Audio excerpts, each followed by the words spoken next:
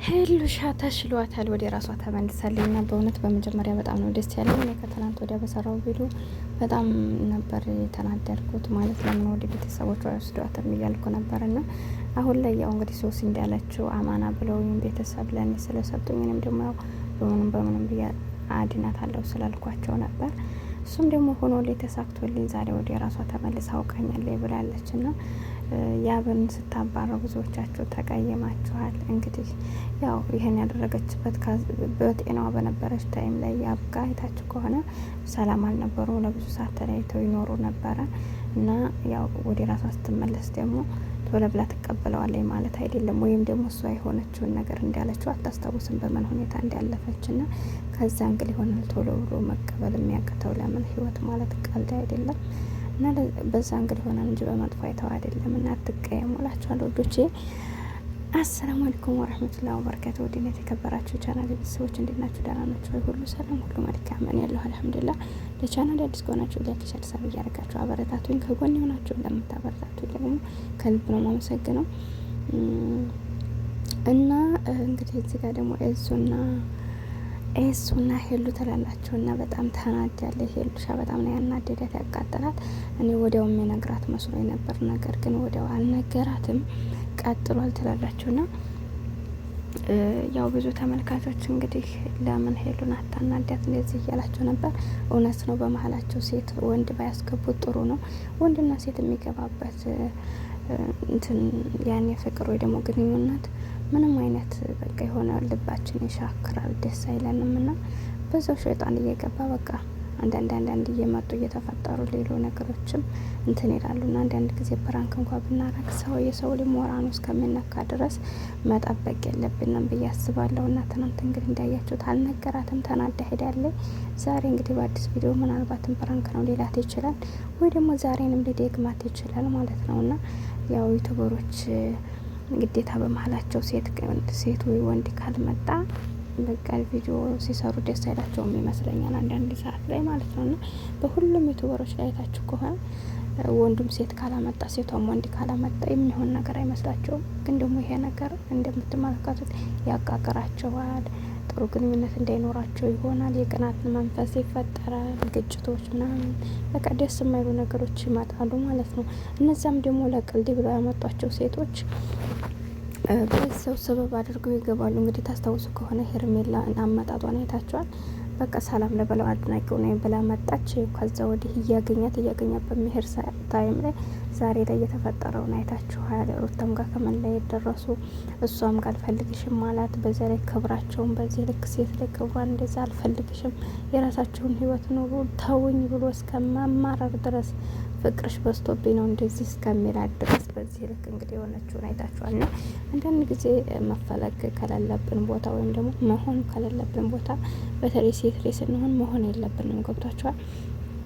እልህ የሚባል ነገር ቤት ያፈርሳል። እልህ የሚባል ነገር ህይወታችንን ይጎዳል።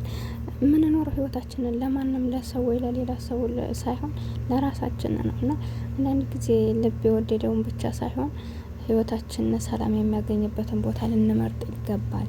እንዳለችው እንግዲህ ሄርሜላን አይታችኋታል። አሁን ላይ ሶስተኛ ፍቅር ወደ ፍቅር ህይወት ተመልሶ አሁን ትናንት ሩታን አግኝቷት አይታችሁ ከሆነ በወንድሙ ፊት እንዴት ነው አንተ በሴት የምትጫወተው? አንተ ሴት እህት አለህ፣ እነሱ እንደዚህ ቢያረጓቸው ተወዳለህ ወይ? እናትህን ዴቭን ግን እኔ ይመቸኛል ብዙ ጊዜ ማለት ነው። ና እናትህን በኮን እንደዚህ በኮን ደስ ይልሃል ወይ እያለ እያናገረው ነበር። ግን ምንም አይነት ተጨባጭ ወሬ አልመጣም። ግን ሲናገር የነበረው ልብ የሚያቆስል ነበር። ና ተው በቃ የራሴ ህይወት ልኑር እያላቸው ሴቶቹ ለምንድን ነው ክብራቸውን እንትን የማይሉት? አንድ ጊዜ ወንድ ልጅ አብሯችሁ ሲኖር መሄድ ከለመደ ከላስ ለእናንተ አይሆናችሁም በቃ። ምክንያቱም እናንተ በቂ መስላችሁ ከታያችሁት ከእናንተ ጋር ሊሄድ አይችልም። እናንተም ደግሞ ከኛ ያለብንን ነገር ያኔ ጎደሎ እንዳይኖርብን ነው ወንድ ላይ ምን ይፈልጋል የሚለውን ነገር ራሳችንን ትሪት አድርገን መሆን ያለብንን ሰውን ስህተት እንኳ ብንሰራ ቆም ብለን ማስተዋል አለብን። ባላችን ወደ ሌላ እንዳይሄድበት ያኔ አንዳንድ ነገሮችን እኛ ጋር ያለውን ችግሮች መቅረፍ መቻል አለብን እንጂ ሁልጊዜ በመጨቃጨቅ ሁልጊዜ ወዲያለው በማለት ትዳራችንን ልናተርፍ አንችልም። ግን ደግሞ ያን ሰው የሚጠላው ምንድነው? ያን ሰው የሚወደው ምንድነው?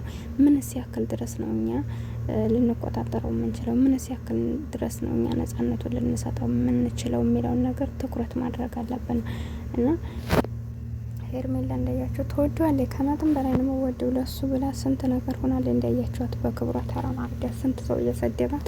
አሁን ነው መቼም የኛ ህዝብ ፍርደ ገልብጥ ነው። አሁን ላይ ነው ሄርሜ የሚሏት እንጂ በፊት ላይ አሁን በጣም ሁሉም የጣላት ነበረ።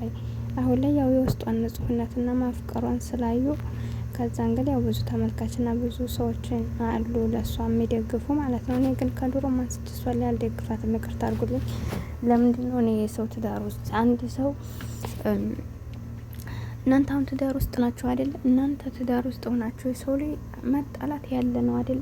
እንኳን ትዳር ሆኖ ዝም ብሎ ኖርማል ጎረቤት ጋር ኮነ እናካከል በአንዳንድ ነገር ሰው ናችሁና መነጋገራችሁ አይቀርም። ግን ያንን ነገር ችግራችሁን ፈታችሁ መታረቅ እስከምችሉ ድረስ ያን ሰው ሊታገሳችሁ ሊጠብቃችሁ ግድ ነው እንጂ የእናንተን ክፍተት አይኩ የሚገባ ሰው ሳይሆን ሸይጣን ነውና ሄርሜላም እንግዲህ ያደረገችው ሩታና ብርሽ በእርግጥ ከሷ በፊት የተጣሉ አንዳንድ ነገሮች የተፈጠሩ ነበር። ነገር ግን ያችን ክፍተት ተጠቅማ ገባች። አይታችኋል።